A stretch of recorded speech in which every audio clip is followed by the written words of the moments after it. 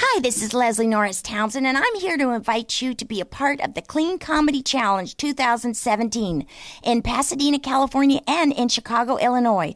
This is our 7th year for this one-of-a-kind conference that includes 3 days of learning, writing, performing, and hanging with the pros in the comedy business.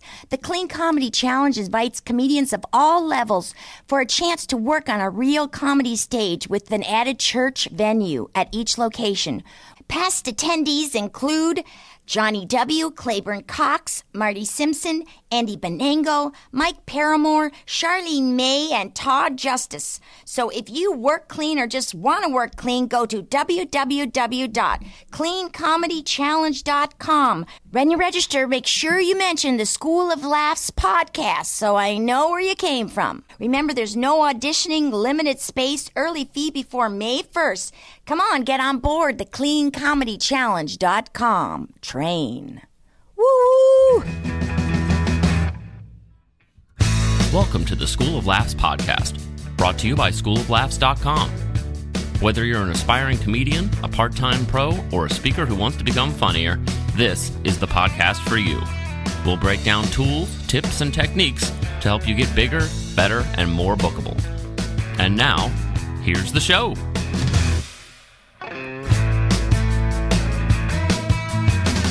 Welcome to the School of Laughs podcast. Rick Roberts here, and I'm excited for today's episode with comedy legend Charlie Weiner. If you don't know Charlie, you should. Funny guy, insightful guy, and a guy who's been performing since the mid-'60s in one way or the other. So let me tell you what, newbies take note, old guys like me take note. Lots of good nuggets dropped in this episode as Charlie shares a lot of insight over his years as a road dog comedian, and he's still performing at a very high level, so that's pretty cool to see. Thanks to our sponsor, the Clean Comedy Challenge. You can go to cleancomedychallenge.com to find out more information about the different venues she has. And I'd like to thank our Patreon sponsor today, Bishop Donaldson, who not only is supporting the podcast through Patreon, but he's one of my current online students and has been entertaining me the past 3 to 4 weeks with his homework. Some very funny stuff from a very great storyteller and funny guy who's tightening up his set. Every single time he sends me stuff, he's got more tight and getting the techniques down, and it's really starting to pop. So thanks, Bishop Donaldson, for the Patreon support, and thanks, Clean Comedy Challenge, for the podcast support as well. Hey, last chance for anybody that wants to join in the performance class in Nashville, April 10th, 17th, and 24th from 6 to 8 p.m. I have one slot left. If you're in this area and you want to take advantage of that, shoot me an email at schooloflaughs@gmail.com. And a quick shout-out, thank you to the Austin chapter of the National Speakers Association for bringing me in to share some ways to turn your funny into money using techniques that I teach here at the School of Laughs. We had a great time, good lunch, good fellowship, and a good networking down there in Austin, Texas. Very cool. Lastly, before we get into the episode today, if you live in any of these following cities, I might be able to meet up with you. Oklahoma City, Lincoln, Nebraska, Omaha, Nebraska, Kansas City, Grand Rapids, Cincinnati, or Louisville. I'll be in all those cities here in the next 2 weeks, the last 2 weeks of April. So if you're in one of those cities and you want to meet up, let me know, and I'll see if I can make it happen, at least maybe grab a coffee or a dessert or a quick meal somewhere in between traveling to the gig and doing the gig. Those are all private events, so I can't invite you out to the gig, but I'm going to be in those cities. If you listen to School of Laughs, let me know. Maybe we can meet up and pick each other's brains and talk comedy. Might be fun. Might even do a podcast. How about that? All right, enough of my yapping. Let's get into this week's episode. Well, I'm here with Charlie Weiner. How's it going, sir? I am doing well. I'm still out there, still driving people nuts, and still irritating the young. That's what I do. I was so excited to see. We're in Columbus, Ohio, getting ready to do a fundraiser at the Funny Bone, and then I saw the list of comics that were coming. I'm like, oh my gosh, Charlie Weiner. When I first started out in 1991, you were already an established headliner, pretty much, and I probably worked with you the first time like in '93 or something. And it seemed like it was Dayton, Ohio, or Springfield, Ohio, or something like that, like a Ramada Inn or something that Sobel had lined up. There were a lot of them back then. Yeah. So, that was the nice thing, is that there were a lot of them back then. So. Yeah, and that's what. When did you actually start? What was your first year?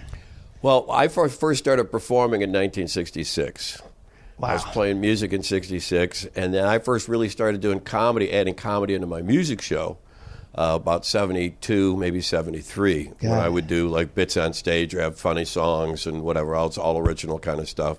I never really got into the parody stuff. I liked writing my own stuff. Right. And so it started out really the first time I was in a duo, and the guy that was kind of the main guitar player broke a couple strings. I had to fill the time. Got it. And I just went off on this thing about, I put on a fake British accent and went on this thing about hunting tigers in India. And it just went on for like 15 minutes, and it was just fun. I mean, and people were just roaring, and it was just like, well, like, oh, this is much better. I like this a lot better. So I started adding more and more comedy into it. That is awesome. And then started working more of the clubs as they were coming up in the, like late 70s and early 80s. So. Yeah, so what were like the first few actual comedy clubs? I know they put comedy in all kinds of places when it first started. Oh my God, it was I mean, when I was doing comedy in the 70s and stuff, you were just in bars, right? I mean, it was just but the nice thing is that people, I think, were more accepting back then. They didn't for music. They would accept the fact that you were playing music, but then you did comedy too, and so it wasn't like, when are you going to play another song? When are you going to play another? Because they were entertained, they were having fun with it. Right. And so the first clubs that I was working, like Cleveland Comedy Club, about 1,000 years ago, and I have no idea dates anymore. Yeah. But I started doing that, and Hilarities, and then going out on the road doing the Sobel stuff, and that was kind of the first thing. It was just working the road. I always thought it was funny because Sobel would never hire me, and then I got hired to do a thing down here in Columbus. It was a nooner thing at a mall. Oh, boy. Where, you're just playing while people are walking by in the food court. Right. And it was just awful. It was horrible. It was just, Right. You're just basically doing an hour of ignore. Yeah. And I'm trying to do stuff and do bits and try to get people and whatever else. And it was just absolutely the worst gig ever. And it wasn't long after that. It was funny because it was long, and I'm like, this is apparently not for me or whatever. I got a call from Sobel, and he booked me for a few weeks. And years later, I was talking to Sobel. I said, what changed your mind as far as finally hiring me to come out and work the road? He goes, do you remember when you did the mall in Columbus? I said, yeah, it was like the worst gig ever. He goes, I was there. He goes, I stood there and I watched you work for the whole hour, and I thought, if he could do this, he can do anything I throw at him. That's great. And so I was like, okay. So sometimes you get, that's why I just tell comics, they go, oh, it was a bad gig. I said, well, you still got to try to do your best. Right. Because really, I mean, it's the old thing of, you don't know who's in the audience. You don't. You never know who's in the audience. And sometimes they're looking, sometimes people go, well, if he could do this, right, and pull it out, then by God, put him in front of a good audience, he'll probably just die. Yeah. That's the thing. Yeah, you never know who's in the audience, and they could go either way. Right. Like, he could have called you and said, I would have booked you 3 years earlier, but I saw you at that mall gig. Right. I remember having to do one of those for a short period of time. I did kids shows on the Saturdays, right, with music and improv and stuff, and they had me, I think it was in Davenport, Iowa, at the mall there, and like 6 or 7 little kids kind of came up to where my feet were, and I was just I didn't have anything for them, really. Right. I just was kind of doing what I was going to do on Saturday. And I remember this little girl, she's probably like 8 or 9, she just looked up and she goes, Mister, I bet you want to use a bunch of big swear words right now. Yes, as a matter of fact, I do. I'm like, well, you have a different comedy show at your house, I guess, than what I'm doing. Maybe you should come to the Saturday show. Yeah, you be the Saturday third show. Right. I'll let you open that's up. the show you want to come to. Because that's really going back. Because really, I can only think of like a couple clubs in the country anymore that still do that. three shows on a Saturday. I remember we used to do 3 shows on a Friday and 3 shows on a Saturday. Yeah, and the week would start on Tuesday. Start on Sunday Tuesday, finish, and then you'd have to do that Sunday show, which was always just the worst. It was tricky, although that became my favorite show because when they decided to make those non-smoking, and, right, different people came out. Right. And some of my jokes worked better with those folks, although, I never had it to where I could do that third show Saturday and the Sunday show great. It was one or the other. One or the other, right. You know what I mean? But that first show Saturday, sometimes the second show Saturday, is like that's the whole reason I do comedy. Oh, yeah. For those people right there. Right, because Friday shows, as we all know, I've had great shows on Friday, but but the thing is that Friday shows, people have worked all day, they've worked all week. Right. They didn't go home and take a nap. They went home, took a shower, and then they're going out to get something to eat. Now they're more tired. So it's always pulling teeth on Fridays. Yeah. That can be just Friday late shows are. Yeah, you do a lot of times where you do 60 minutes in 30 minutes. Right. Right? Say, We haven't got those irritating laughs right. to stop you from keep going. Just going to keep plowing right through, and if it doesn't work, at least I can hear myself talking. Right. Thanks for not interrupting my conversation with myself right. by your stupid laughter, because that would just throw me off. I was wondering, when you started, you went from music to comedy, and you obviously had plenty of time on stage as a musician. Right. But did you have to go through the ranks in the comedy clubs, like from MC to feature, or did you kind of start in the feature and be a headliner? I started up. The first thing I ever did, I think I worked 3 weeks as an opener, and that was it. Because really, I think the hardest part of comedy is to get used to being on stage. Mm-hmm. That's the hardest thing. Once you get comfortable on stage, then everything else, then you grow from there. But it's really hard getting comfortable on stage. But I'd already had, 15 years in before I started working like the really comedy rooms and stuff. And so to me, being on stage is as natural as anything. So I was already comfortable on stage. So then I got bumped up to feature, and I think I featured for, 3 or 4 years, and then I was headlining. So it was just, I got to move quicker because I was more comfortable with it. Yeah, Not that I was better or anything else. I just, you're comfortable. You know what you're doing. Yeah, you had all those hours built in that played off to your... So that makes a difference. And did you start in Ohio? I started in Ohio, yeah. And then some of the gigs early on that you remember that were like... There's 2 or 3 different types of gigs. I want to get to all of them. But, first, tell me one of your first gigs where it blew your mind, like, I can't believe I'm getting to do this. This is awesome. Things are going so good. The money's good, whatever. Where you're just in a spot that you thought, wow, this is something else. Well, probably the thing was I had funny songs kind of thing, but I wound up getting to open up for a lot of concerts because I had a couple hits kind of thing, mm-hmm. And so there was one time I was opening for a show, and there was 20,000 people, and so I'm supposed to do 45 minutes to open the show. Well, they were doing a live broadcast of the headlining act on the radio that night, so the time was very tight. Well, of course, rock and roll shows, they're running late. Yeah. So they come up to me and they goes, "Can you do 30?" I can do whatever you want. I don't really, really, I'll do 30. Sure, that's fine. Comes up to me a little while later, goes, "Can you do 25?" I do whatever you want. I swear, it's, whatever you want. He comes walking up to me like the 4th time. He comes walking to me and I go, "I'll do 4 songs and I'll get off." I'll do 4 songs with the bits and then I'll get off. Guy goes, "Perfect." But the funny thing was, I picked the 4 songs that people knew. Mm-hmm. And at one point, I had one of the songs was a thing called the Marching Drugs song. It was just this stupid little drugs. I had 20,000 people singing. Oh, wow. And it was like, I just wanted to stop and go, "Are you kidding me? This is like the coolest thing in the world." That is cool. So but I've just been really lucky, more than anything else. It's not, in this business, it's not necessarily talent. It's luck. Luck and perseverance, and sometimes for me, it was I had to be too dumb to realize that I wasn't supposed to be doing some gigs, right? And I would take some stuff that would maybe stronger down the road, but at the time I shouldn't have been there at all, right? And there were a lot of times when I've been one. It's like I never turn anything down, It's like because it's always an experience, if nothing else, right? And people go, "How do you get through these really bad gigs?" Like I was in a bad marriage for 8 years. I can put up with 45 minutes, pretty much anything at this point. Right. And the thing is, but you learn to dance. You learn to, you can't just stick to the script a lot of times. Right. If you're in a bad show, for whatever reason, people could be tired, they could be drunk, they could be without, whatever. Maybe they're just not buying what you're doing. I was working down in, it was there used to be 2 gigs down in Alabama. One was in Dothan, one was in Ozark. Mm-hmm. And they were both at a Ramada. The room was exactly the same. They were 30 miles apart, so I never can remember which one it was. Sure. But I go in, and this place is packed. They got to have 300 people in the place. It's just packed. And I'm up there.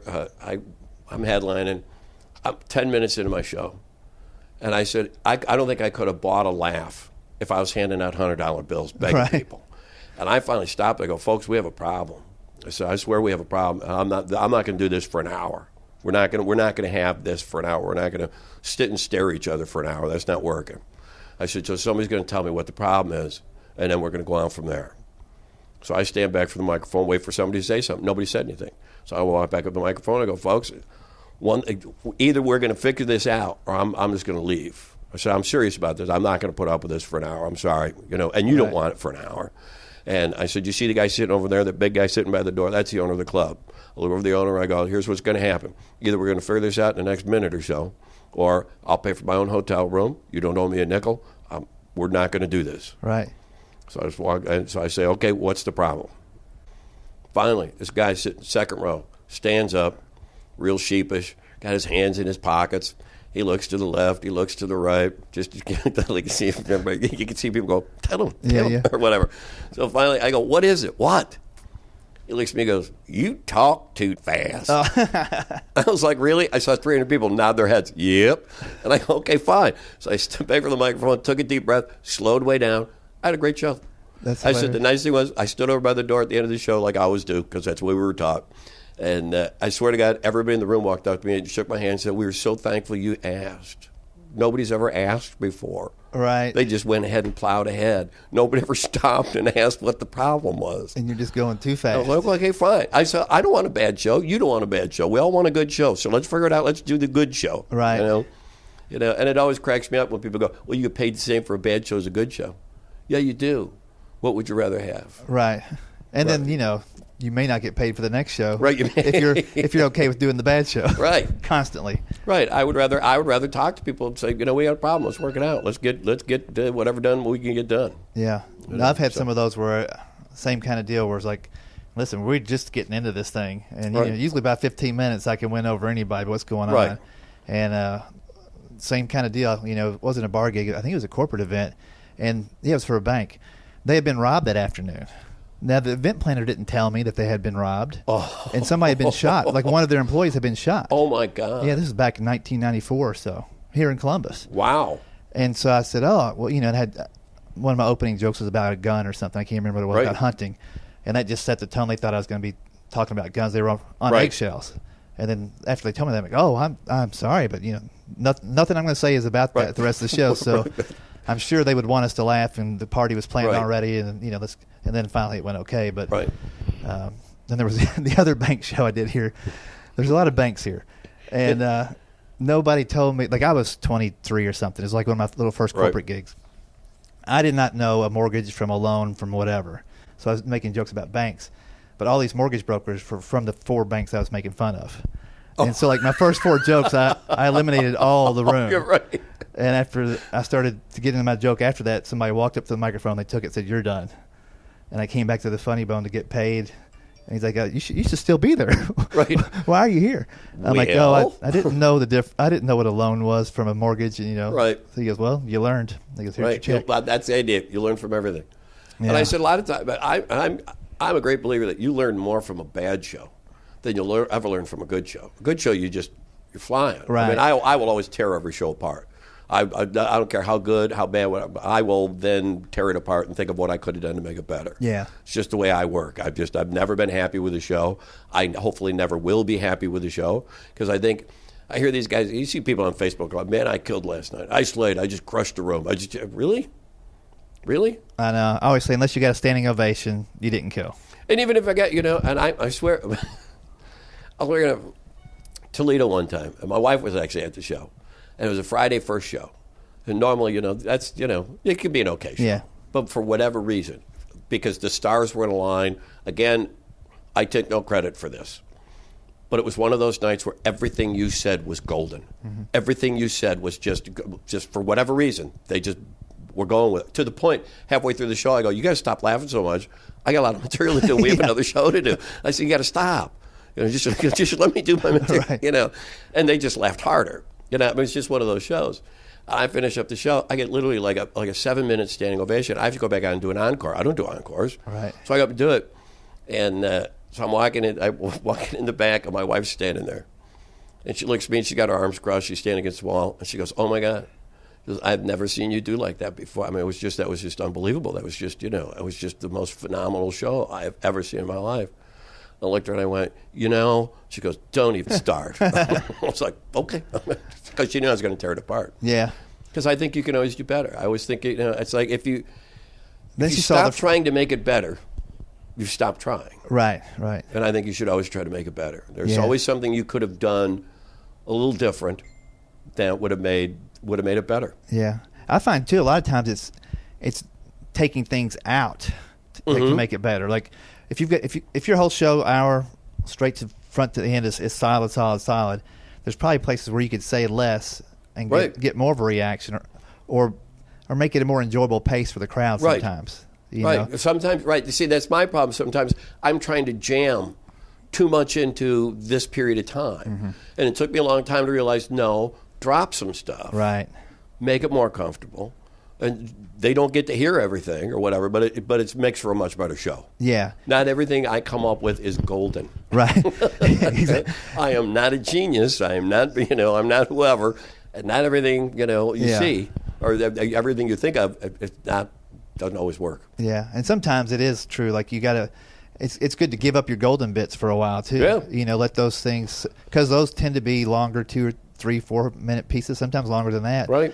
And if you keep that in there for years and years and years, then that's 4 or 5 minutes that'll never get swapped out. Right. You let it rest for a little while, bring something new in, and get it to that point. And then you've got 2 things you can. Right. Well, that's the thing is that if I'm not writing, what I'll do is I'll start either moving things around, find some old things I haven't done in a while, drop some stuff that I have done for a while, just to shake everything up, just to get your brain working again. Right. Because I think we get lazy. I mean, you can get lazy in this business. Oh, yeah. I mean, at some point, every comic goes through it where you're kind of coasting for a little bit. But then what happens when you coast is somebody goes flying right by you, like, okay, there's no coasting in comedy. No. You've got to keep the pedal to the metal. That's why I love working with, young, fresh comics, because it really, it gets the blood flowing. I mean, I want to work with the best that you have because it makes you better.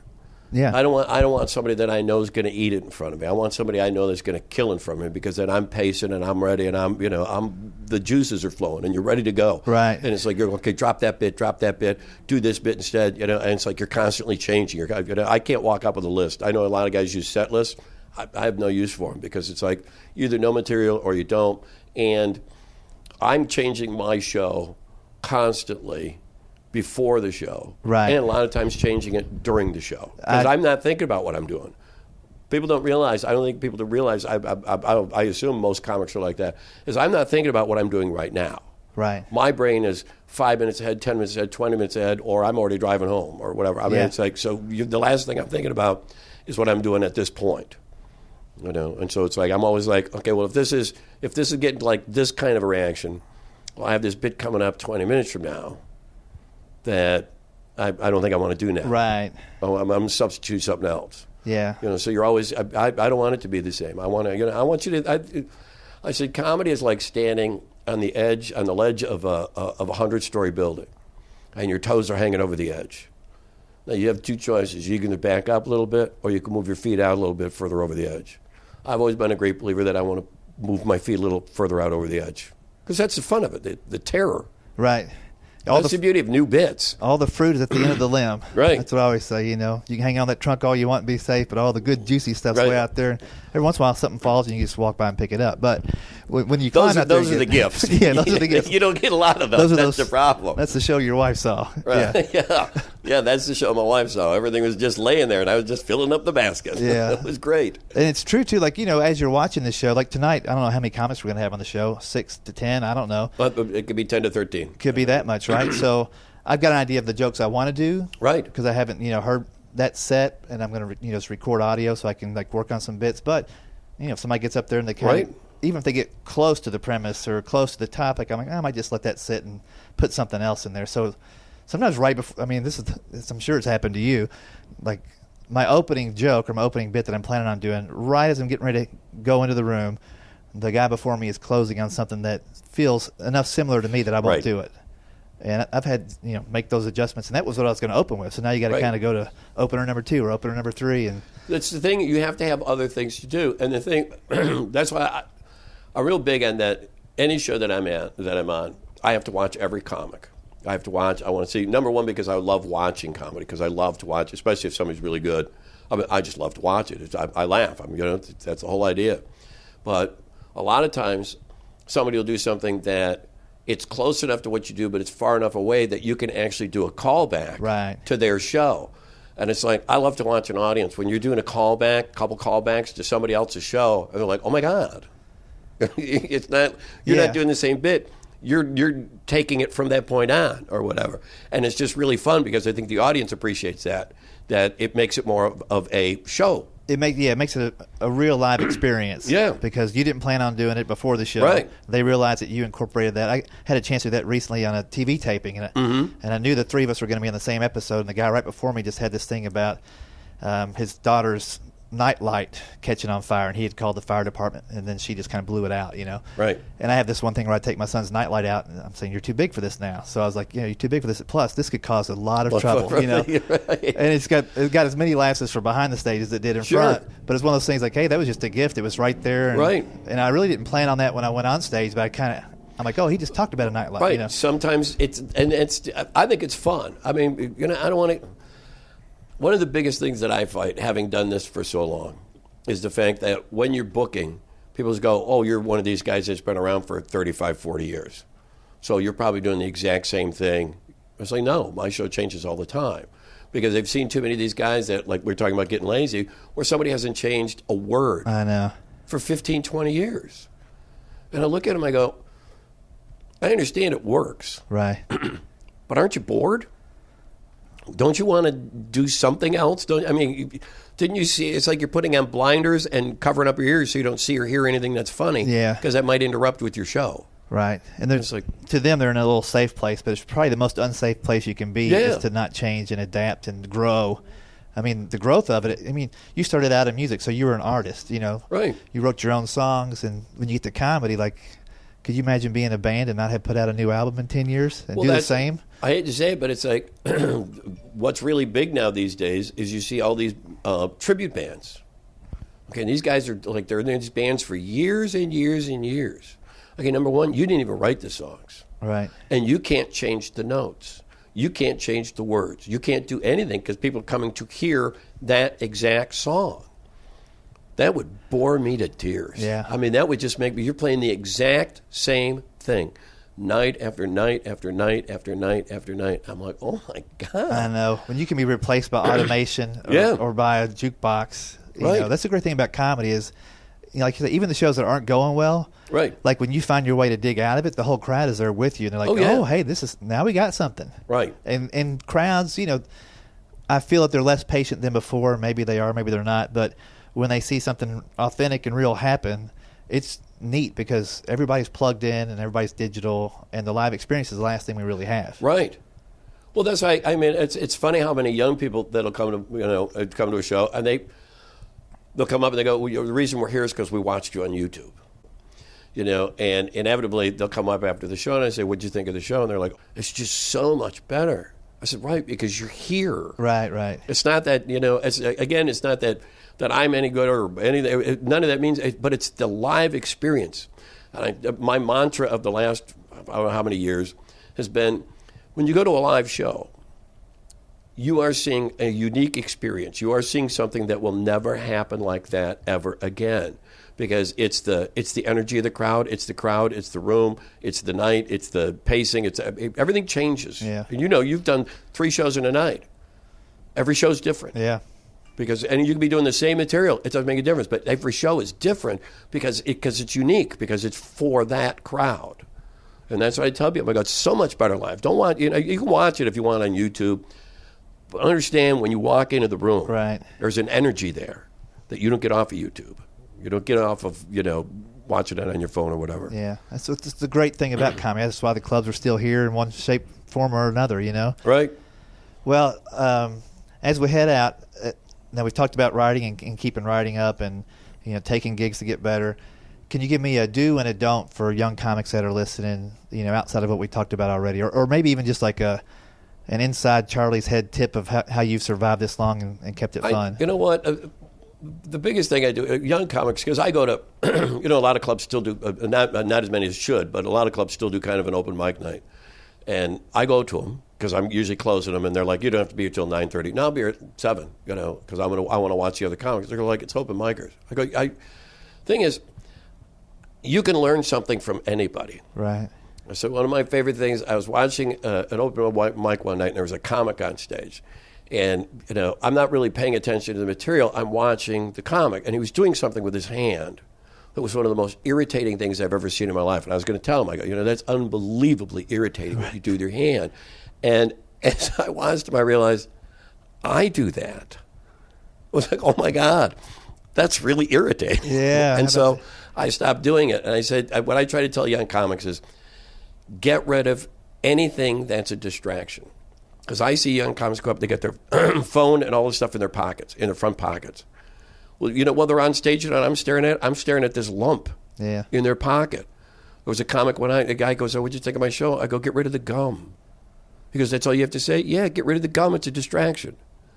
I said, I couldn't even pay attention to what you're doing because I'm watching you chew gum. Right. Get rid of the distractions. The thing is, comedy, I love it. It's a wonderful job, but it's the hardest job in the world to work because everything takes away from it. You don't want distractions. You want people to focus on what you're saying.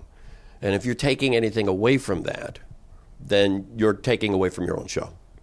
That's it's like make it as easy for them to laugh as you can. Right. Give it to them. Spoon feed them. That's what you're supposed to do. That's it. That's excellent. I'm going to leave it right there. Thanks again, Charlie. My pleasure.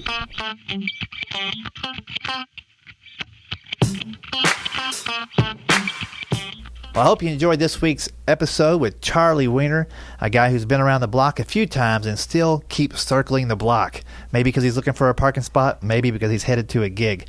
Very funny guy, and some good stories in there, and it was a great time just catching up with him. I hadn't seen him probably in 15 to 17 years, so that's the other side of comedy that's kind of fun, is once you meet somebody, you're buddies for life, man, and you might take 17 years before you see him again, and you pick up right where you left off, and that was a fun conversation. Again, thanks to Bishop Donaldson for supporting the podcast through Patreon. If you don't know what that is, you just started listening. Patreon is a way you can support the podcast with a small, recurring monthly donation, as little as you like or as much as you like. Anything over $7, you get $7 per month, that is. You get invited to Club 52, which is a weekly email to give you tips and tactics and strategies to increase your business as well as your writing and performing techniques. And that's a great deal for $7. All that information in Club 52 is going to be converted into a series of books. So if you miss it now, you'll be paying more for it later, and you'll get it later, but you'll get it eventually if you want it. I would love to have you join in, though, because another bonus of being in Club 52 is having a monthly hangout. We used to do it on Google. Now we do it on this thing called Zoom. And if you are a current podcast supporter at $7 a month or more, we'll probably do the next hangout either on the 15th or 22nd. I'm guessing the 22nd, though, because I just got booked on something on that other week. So keep an eye out on your Club 52 emails for that announcement, and I look forward to talking to those guys and gals at that time. All right, I'm going to leave you with a quick message here from our podcast supporter, our podcast ad sponsor of the month, the Clean Comedy Challenge. The Clean Comedy Challenge invites comedians of all levels to have a chance to work on a real comedy stage with real comedy pros watching and privately critiquing you. It's Eddie Brill, Dwayne Kennedy, Dobie Maxwell, Jimmy Brogan, Dennis Regan. They'll all be on board for these private critiques and seminars, so you don't want to miss out. It's no auditioning, early fee before May 1st. Go to www.cleancomedychallenge.com. When you register, make sure you mention the School of Laughs podcast so I know where you came from. Thanks for listening to the School of Laughs podcast. If you'd like to hear more School of Laughs podcasts, you can find them on iTunes and Stitcher.com. And don't forget to subscribe and leave a review. For information on upcoming live and online classes, visit schooloflaughs.com. Until next time, stay tuned, stay focused, and stay funny.